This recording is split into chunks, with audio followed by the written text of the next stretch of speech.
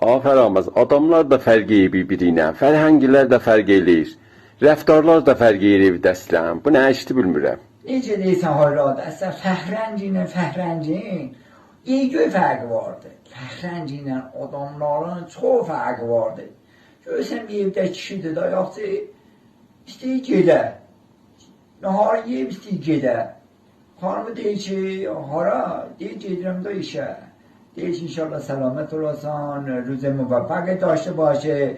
مثلا که çaya nardan sonra bahimden çay koyacağım içer. Böyle de yola sarı diye Allah şimdi rast gelsin, rastgele olursun sana. Ama görürsen bir evde de arvat. Şidur geliyor, ara gelsen. İki bir şey de be. Saat ne saate? Yarım saat vakten kal. Baba trafikti da, gel maaşın orada trafikçe kalma o vaktinde ye.